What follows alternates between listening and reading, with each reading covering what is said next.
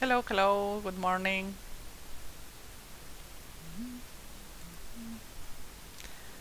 We're starting in a few minutes.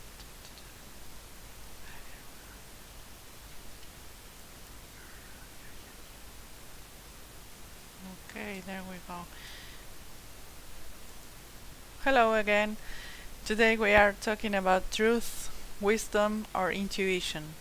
And this actually came to my mind because I was thinking about I've been reading a lot about people trying to impose sometimes their truth onto others. I mean, especially regarding works, ideas.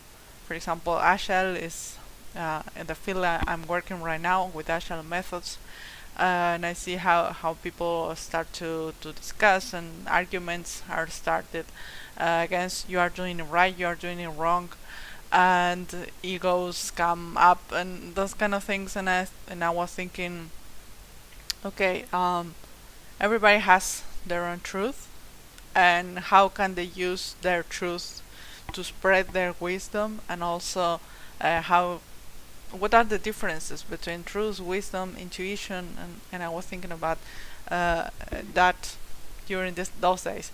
So let's start with truth.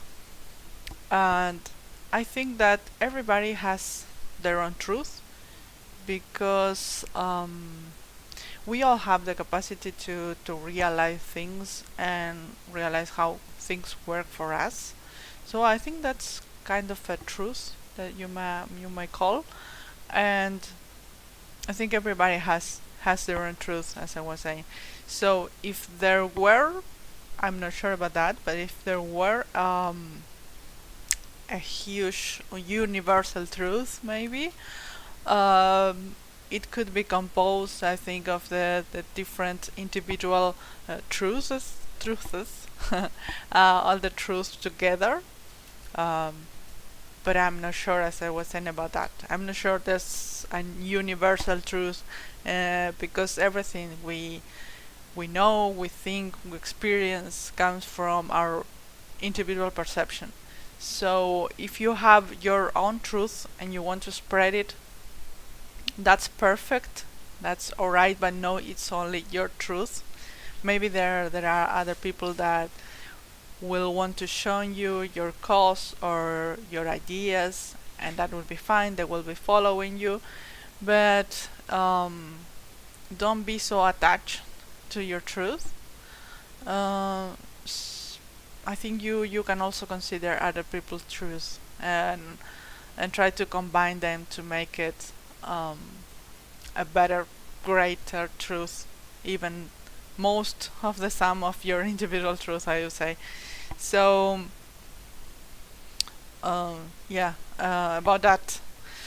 Well, how to spread your truth if you have any that you want to be spread.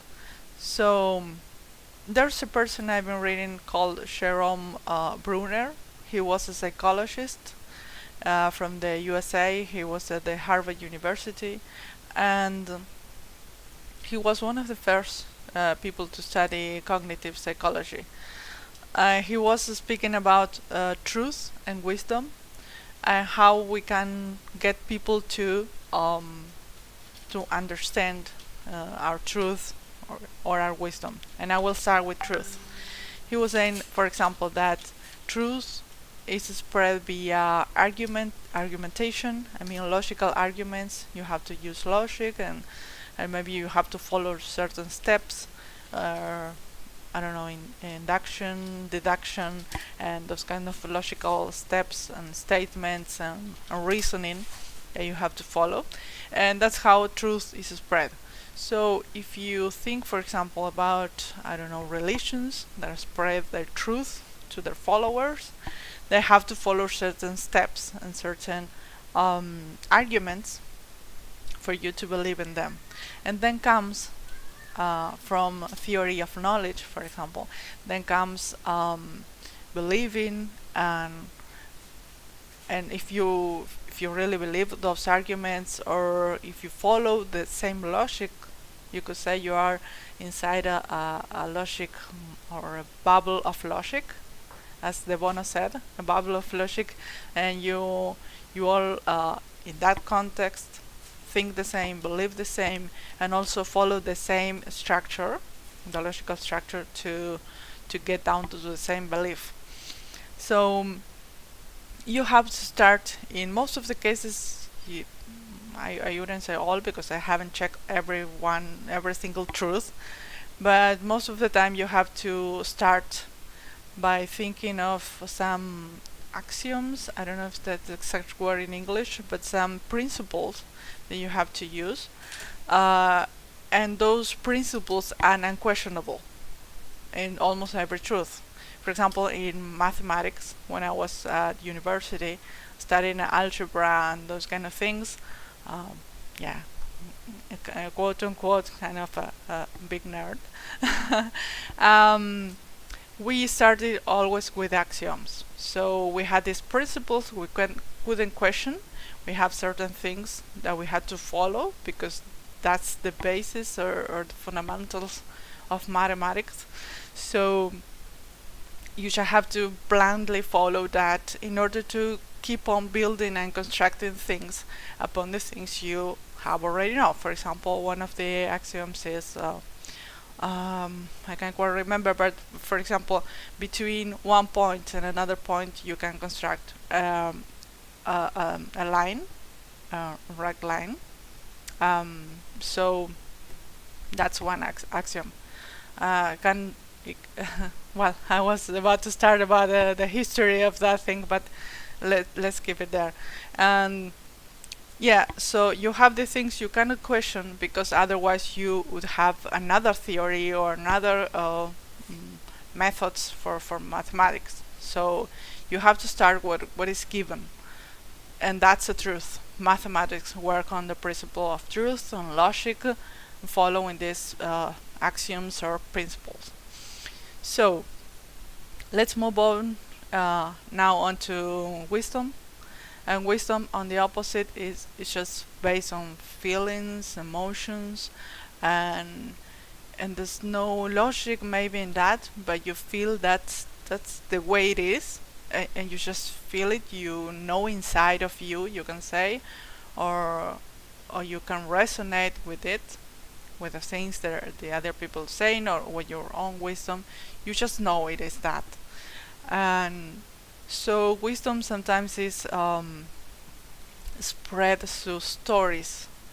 It all comes back to, as I was saying before, Sharon Brunner, the one that was studying cognitive psychology. And he said that stories actually get us to wisdom. Maybe we don't understand, we don't make this a logical statement, or we can't actually fill on the holes, fill in all the holes that the story has, but somehow it makes sense to you. So just by making sense to story, or something you want to express, give emotion, give feelings, people actually can get your wisdom. And wisdom, of course, is subjective. It doesn't follow, as I was saying, a logic.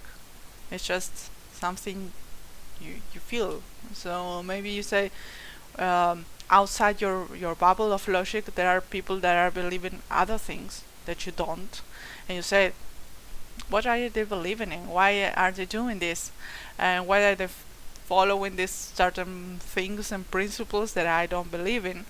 But of course they have their own logic of bubble, and they just believe, and that's their wisdom. And you also have your own wisdom too, because we all have that, our own wisdom. So yeah, I personally think that between wisdom and intuition there's a very subtle difference. So we're moving now into intuition, and maybe chaining both concepts. Wisdom, I personally believe it's based most on the past of things we have already experienced and lived. But again, it's just a word you can use. Sometimes I use them interchangeably, but I think there's that distinction between them. Wisdom is things I know because I have experienced something, and they come with me from the past. And intuition, I think most of something of the future, present future, something I'm living right now, or something that comes. You can say it magically. Something that comes into your mind, and you think, well, that makes sense for me, and that's how I want things to be from now on. So that would be the difference, I would say, between intuition and wisdom. But once again, it's a personal concept, a thing I've been thinking of. So I also would say that intuition is, how can you spread intuition? Well, that's the thing. Maybe you can't spread intuition. It's just something that gets to you and that makes sense to you, that you have to do. Maybe spread your truth, or maybe spread your wisdom. But intuition is something like, as I was saying, something magical, something that you cannot express sometimes. It's just a thing, a feeling that you have to do X or Y or Z. Um, so I think intuition is wired within us. We are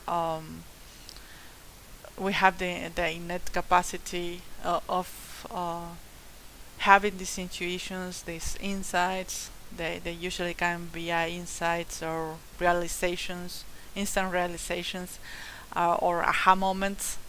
Those when you say, "Oh, yeah, I get it," and that's how intuition works.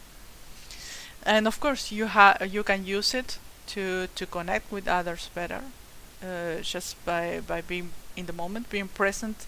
You can understand others. You can deeply connect with other people, and that will also help you to uh, spread your truth if you have to use logic, or spread your wisdom if you use stories, or maybe a combination of the both of us of those.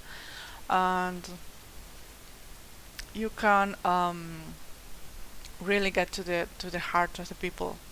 And of course, when you are in that deep connection, it's not that you only want to for them to know your truth and your wisdom, and you want to impose them something.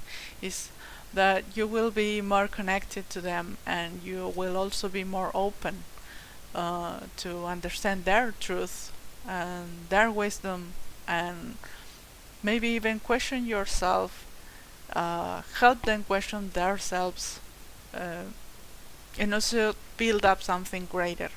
Um, I think we all have experienced that. If you have ever fallen in love with someone, you have experienced that. You know that when you connect with people, you are able to change yourself and help them change themselves. Maybe you have also had a connection with some friend, uh, with some colleague. I'm pretty sure you have already, and we all know how to do that. The thing is, sometimes we are so mm, blinded by our own things going on in our head and our own thoughts, and we are thinking about, I don't know, I have to pay the bills, and I have to do this and that, and I have to finish my costume for the dance. Something that happens, uh, but try to stay present with the other person and get a deep connection. How to do that? Maybe you ask yourself. Well, that's just a matter of practice, and not punish yourself in the process. Just do it, and learn about it every time you connect with other people. uh, First of all, feel the things you are feeling, because that will help you to understand yourself. As I always say, you have to understand yourself first, then try to understand others. And even then, after you understand yourself, after you understand other people, you can then try to get to them, because otherwise it will be using, you may be using tactics. For example, when I started trying to communicate better with other people, I used to do all the things they said you have to do. You have to look at them in your eyes. You have to, I don't know, at the same time listen and don't think anything at the same time. And it's kind of hard when you try to use only the tactics, but you don't go to in deep inside of you and change your character, or change, I wouldn't even say your personality, because personality is about tactics, as Covey says in his book 7 Habits for Highly Performative People. And you have to start with yourself. So if you are in that path, sorry, in that path of changing yourself, or of trying to communicate better, trying to maybe grow into a facilitator, or to keep on improving your practices, do that. Just practice, and if there's something you are learning during the process, then you're in the good way. So keep on doing that. And also remember that for spreading your truth, as I was saying at the introduction of this conversation, the truth is spread by arguments, but in practice I found that spreading your wisdom is much more effective, because it gets you in more connection with people than just to give argumentations and logic and statements that actually don't get to the heart of the people. And through stories and wisdom, you can actually get them to their heart. Of course, it's just not storytelling, because everybody, well, when I started reading about storytelling, I said, okay, that's great. Stories are great, and you can actually, yeah, you can reach to the heart of the people. But it's not that I just will start telling a story and everybody will be connected. It comes deeply from you outside. It's from the inside out. So you can do all the tactics, but if you don't really feel them, if they don't come from you, from your inner you, your your um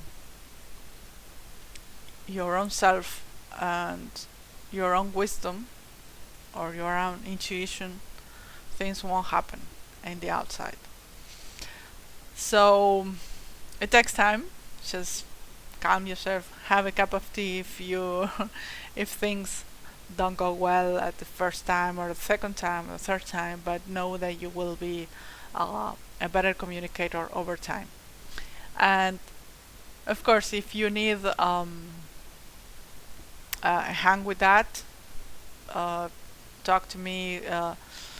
Enter into the group we are having here in Facebook. We have a group named Creativity and Tools, where we talk about the things, we share tools, and of course tools, as I said, are secondary, but are also helpful sometimes.